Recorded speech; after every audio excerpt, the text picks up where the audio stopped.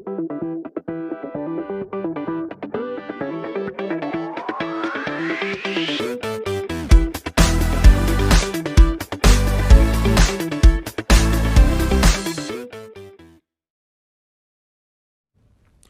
अब हम पढ़ने वाले हैं स्टेट्स ऑफ मैटर के बारे में। Observe different types of matter around you. आप अपने चारों ओर अलग अलग प्रकार के जो मैटर फैले हुए हैं उन्हें देखें। What are its different state, और आप पहचाने कि ये किन स्टेट्स में हैं। We can see that matter around us exist in 3 different states. तो हम लोग देखेंगे कि मैटर जो हमारे चारों ओर हैं वे 3 डिफरेंट स्टेट्स में पाए जाएंगे। पहला है सॉलिड, दूसरा है लिक्विड और तीसरा है गैस। सबसे अच्छा उदाहरण H2O का। H2O जब आइस के फॉर्म में रहेगा तो यह सॉलिड स्टेट है, जब वाटर के रूप में रहेगा, पानी के रूप में रहेगा तो यह लिक्विड है, और जब यह वेपर के रूप में रहेगा तो यह गैसियस फॉर्म में है। तो आप पहचान सकते हैं अपने आजू बाजू चारों तरफ कि किस प्रकार से ये जो मैटर है हमारे चारों तरफ वो 3 डिफरेंट स्टेट्स में पाया जाता है। These states of matter arise due to the variation in the characteristic of the particles of matter। तो ये जो 3 states आप देखते हैं मैटर के, वह इसके पार्टिकल पर निर्भर करता है। जिस प्रकार से इसके पार्टिकल एक दूसरे से सजे होते हैं उस प्रकार का यह स्टेट शो करता है। Now let us study about the properties of these 3 states of matter in detail. तो यहां आप देख सकते हैं एक एक्टिविटी आपको करना है। Collect the following articles: a pen, a book, a needle and a piece of thread। तो इतने आइटम को आपको लाना है, इसका आपको स्केच बनाना है और एक शेप बनाना है अपनी नोटबुक में। फिर आपको ऑब्जर्व करना है, do all these have a definite shape. क्या इनका एक डिफिनिट शेप है कि यह बदल रहा है? डिस्टिंक्ट बाउंड्री, क्या इनका एक डिस्टिंक्ट बाउंड्री है कि वह भी चेंज हो रहा है? क्या इनका एक फिक्स वॉल्यूम है कि बढ़ रहा है और घट रहा है? ये आपको देखना है। तो आप देखेंगे कि ये सारी चीजें फिक्स होती हैं, क्योंकि ये जो चीजें आपने लाई हैं वह सॉलिड है। What happens if they are hammered. यदि आप उसको हैमर करते हैं तो क्या होगा? खींचते हैं तो क्या होगा? ड्रॉप गिराते हैं तो क्या होगा? तो आप देखेंगे कि क्या आप इसको हैमर करते हैं तो ये आसानी से, क्या इसका शेप चेंज हो जाता है? क्या नहीं। क्या ये आसानी से आप इसको खींच सकते हैं सॉलिड्स को? नहीं। Are these capable of diffusing into each other. क्या इनको आप एक बॉल में रखेंगे तो ये एक दूसरे से घुल मिल जाएंगे? क्या नहीं, बिल्कुल भी नहीं। Try compressing them by applying force. Are you able to compress them. और आप उनको बल लगा के, फोर्स लगा के कंप्रेस करने का कोशिश करिए, तो आपके पास जो सॉलिड है क्या वो आसानी से कंप्रेस हो जाएगा? नहीं। ये क्या शो कर रहा है कि यदि ये कंप्रेस नहीं हो पाएगा इसका मतलब ये रिजिड है। इसके जो पार्टिकल्स हैं वे अपनी जगह पे फिक्स हैं, वे उसे छोड़ना नहीं चाहते हैं। All the above are examples of solid. तो मैंने आपको बताया, आपने जितने आर्टिकल्स लिए थे वो सब सॉलिड के उदाहरण हैं। We can observe that all these have a definite shape. इनके एक डिफिनिट शेप होती है, डिस्टिंक्ट बाउंड्री होती है, एंड फिक्स्ड वॉल्यूम। इनका एक फिक्स्ड वॉल्यूम होता है। That is have negligible compressibility, मतलब इनको आसानी से कंप्रेस नहीं किया जा सकता। तो आप देख सकते हैं ये सारे सॉलिड के गुण हैं। तो इस पैराग्राफ में आप देख सकते हैं कि सॉलिड के क्या क्या कैरेक्टरिस्टिक है उनको यहां दिखाया गया है। तो एग्जाम में यदि यह प्रश्न पूछा जाए तो आप इसका आंसर यहां से लिख सकते हैं। Solids have a tendency to maintain their shape. Solid का क्या टेंडेंसी होता है? वो अपने शेप को मेंटेन करके रखता है। यदि कोई एक्सटर्नल फोर्स उस पर काम करता है तो सॉलिड उससे बचना चाहता है और अपने शेप को बनाए रखना चाहता है। सॉलिड्स में ब्रेक अंडर फोर्स। सॉलिड पे यदि आप ज्यादा फोर्स लगाएं तो वो टूट सकता है, but it is difficult to change their shape, so they are rigid. लेकिन उनका शेप को आसानी से चेंज कर दिया जाए ऐसा संभव नहीं है, इसलिए हम लोग सॉलिड को क्या मानते हैं? रिजिड मानते हैं। तो देखा आपने सॉलिड के कितने सारे कैरेक्टरिस्टिक को यहां दिखाया गया है। तो यहां से एक प्रश्न होता है कि सॉलिड के कैरेक्टरिस्टिक को आप लिखें। तो आप देख सकते हैं दे हैव डिफिनिट शेप। उनका एक डिफिनिट शेप होता है, डिस्टिंक्ट बाउंड्रीज होता है, फिक्स्ड वॉल्यूम होता है, नेग्लिजिबल कंप्रेसिबिलिटी होता है, वे रिजिड होते हैं। ये सारे गुण आप लिख सकते हैं। लेकिन कुछ ऐसे पदार्थ हैं जो कि आप अपने डेली लाइफ में देखते हैं, तो वे क्या सॉलिड हैं, लिक्विड हैं या गैस हैं, जरा हम लोग देखते हैं। जैसे कि यहां पर आपको 3 उदाहरण दिया हुआ है। What about a rubber band, can it change its shape on stretching. आप रबर बैंड लेंगे तो उसको खींचने पे वह लंबा हो जाएगा, लेकिन वापस उसका फोर्स आप हटाएंगे तो वह वापस अपने शेप में आएगा। तो आप इसे क्या मानेंगे, सॉलिड मानेंगे? हाँ, ये भी सॉलिड ही है। ये आगे वर्णन किया हुआ है कि क्यों इसको सॉलिड मानेंगे। What about sugar and salt, sugar और साल्ट को हम लोग जिस डब्बे में रखेंगे उसके आकृति का हो जाएगा, तो क्या इसे आप सॉलिड मानेंगे? जी हाँ, ये भी साल्ट और शुगर भी क्या है, सॉलिड ही है। तो क्यों इनको हम लोग सॉलिड मानेंगे, इसका आंसर भी आपको आगे दिया हुआ है। What about a sponge, sponge को आप क्या मानेंगे, सॉलिड मानेंगे या नहीं मानेंगे, इसका आंसर भी आपको मिलेगा। तो अब हम लोग देखते हैं क्या क्या आंसर, इसका क्या एक्सप्लेनेशन दिया गया है। लेकिन मैं एक बताता हूं आपको, एक ऐसा पदार्थ जिसको आप मानते हैं सॉलिड लेकिन सॉलिड नहीं होता, जो ग्लास पेन का यूज होता है, शीशा। शीशा का ग्लास आप देखेंगे तो देखें कि ओल्ड बिल्डिंग में जो शीशा लगा होता है उसके वह जो शीशा नीचे की ओर मोटा हो जाता है। तो इस शीशा को आप क्या मानेंगे, सॉलिड मानेंगे, लिक्विड मानेंगे या फिर क्या मानेंगे, गैस। तो जब क्लास 12 में आप जाएंगे तो आप पढ़ेंगे कि इन्हें हम लोग सुपर कूल्ड लिक्विड कहते हैं।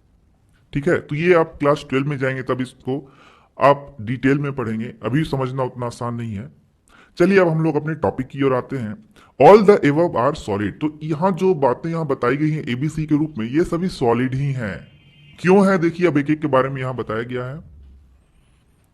अ rubber band changes shape under force and regain the same shape when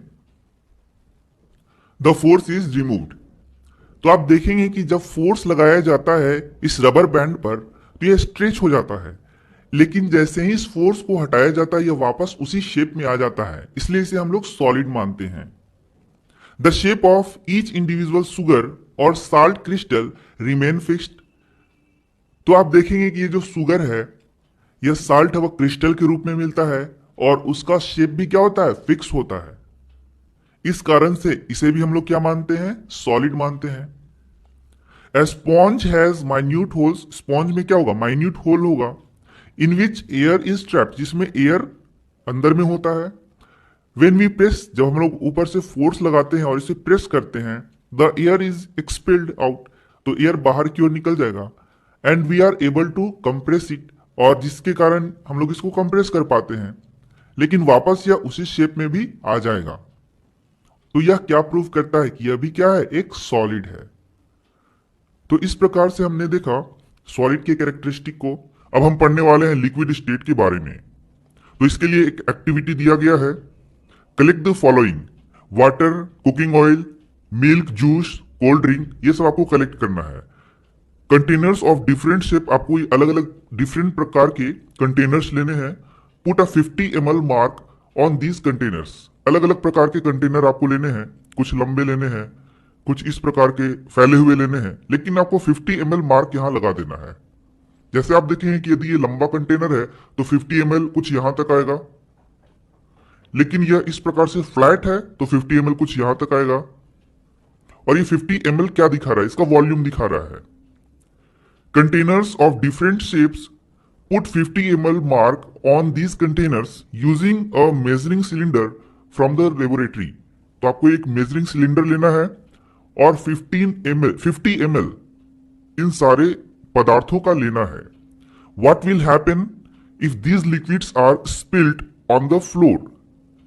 तो आप देखेंगे कि यदि यह लिक्विड फ्लोर पर गिर जाता है, छलक कर गिर जाता है, तो यह पसर जाएगा, पूरा फैल जाएगा। Measure 50 ml of any one liquid and transfer it into different containers one by one. Does the volume remain the same? तो आपको करना यह है कि एक कंटेनर से इस मटेरियल को एक कंटेनर से दूसरे कंटेनर में डालना है और आपको देखना है कि क्या इसका वॉल्यूम वही रहता है। तो आप देखेंगे कि ये जो 50 ml का आपने मार्क लगाया है तो इसका वॉल्यूम नहीं बदलेगा। यहां यह 50 ml है तो यहां भी 50 ml ही रहेगा और यहां भी 50 ml ही रहेगा। इसका मतलब इसका वॉल्यूम चेंज नहीं होता है। Does the shape of the liquid remain the same? लेकिन आप देखेंगे कि जिस प्रकार के कंटेनर में आप इसे डालेंगे इसका शेप वैसा ही हो जाएगा। मान लीजिए कि कोई कंटेनर इस प्रकार से गोल है, तो इस लिक्विड का शेप कैसा हो जाएगा? इस प्रकार से हो जाएगा। When you pour the liquid from one container into another, does it flow easily? तो जब आप एक कंटेनर से दूसरे कंटेनर में लिक्विड को पोर करेंगे, डालेंगे, तो क्या ये आसानी से फ्लो होता है? हाँ, यह आसानी से फ्लो होगा। आप देख सकते हैं अपने एक्टिविटी में।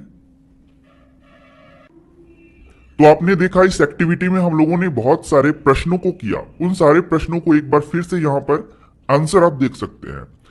We observe that liquids have no fixed shape but have fixed volume. तो यहां से आप देख सकते हैं लिक्विड का प्रॉपर्टी भी दिखाया गया है।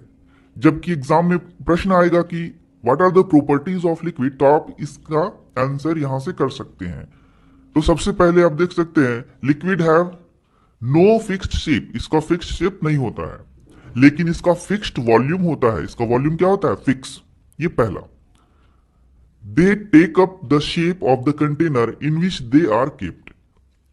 इन लिक्विड को जिस भी कंटेनर में आप रखेंगे उसी का यह शेप ले लेता है।